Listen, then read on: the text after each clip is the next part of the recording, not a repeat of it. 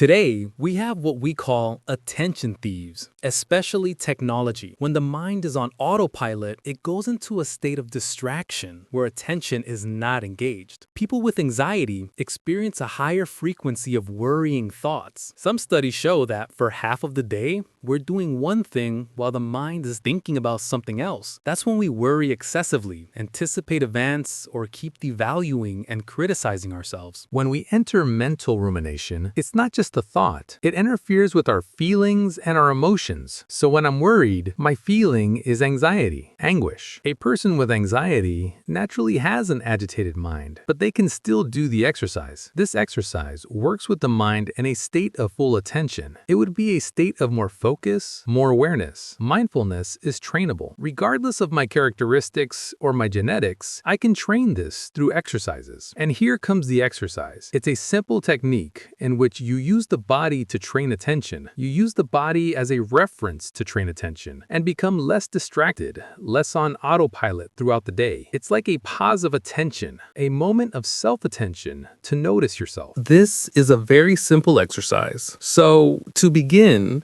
I suggest you balance your body, adjust it, make yourself comfortable, and it also becomes easier to close your eyes. We can close our eyes, and the first step is to notice how the body and the mind are in this moment. We can notice the points of contact between the body and the chair, the surface, the floor. Notice if there is any sensation along the body that calls your attention, the contact of the skin with the clothes, or any part of the body with a more evident sensation. We can notice if there is any feeling present, any emotional tone, and we can also notice if there is any coming and going of thoughts, any mental story in this moment, as if we were taking an internal snapshot. How I am right now, what I perceive in my body and in my mind. And now, in the second step, we can connect with the breath, letting the breathing stay free, simply noticing it happening naturally in the body. I can do this by observing the movements of the abdomen, the movements of the chest and rib cage, the sensations of air entering and leaving through the nose, through the nostrils, as if we were breathing fully aware that we are breathing. After that, from the breath, we can return to noticing the entire body, as if we were inhabiting the whole body with a state of greater presence, greater awareness, noticing the limits of the body, its position, and slowly, we begin to finish noticing the stimuli of the environment, the sounds, the temperature, and opening the eyes again. It is a three-step pause. You basically take an internal snapshot, and that changes your state of consciousness, presence, and perception. So, step one, how am I right now? What's happening in my body and in my mind? An internal snapshot. I want to begin an activity with more presence. I do this three-step pause. I want to start a meeting. I do this three-step pause. I'm going to do a physical activity. It works for that too. Or I'm in a difficult moment. Something happened that affected me. I make a pause to notice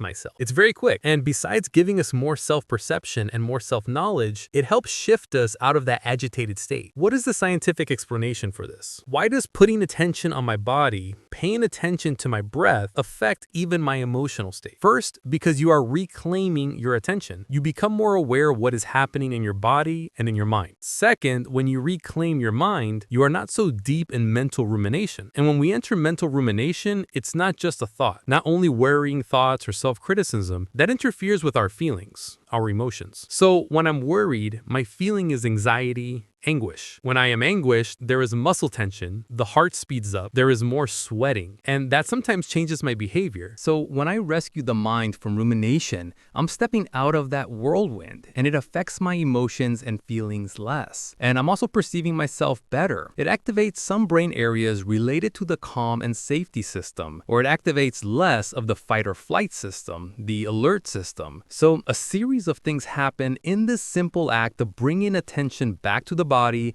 and not entering so deeply into mental rumination. The goal is not to stay concentrated the entire time. That's not the goal. The goal is to be more aware of the body and also more aware of when the mind goes away. And that will happen in daily life. So I will be noticing my body better. For example, emotions appearing in the body, but I will also be noticing better when the mind drifts away and then I bring it back. The exercise Exercise is about self-regulation of attention, self-management of attention. It doesn't mean attention will stay fixed the whole time, but I will have more skill to recognize when it goes away and bring it back. That's what we call attentional intelligence, being able to perceive where attention is and bring it back to what is relevant. Thank you for your attention. See you next time. Goodbye.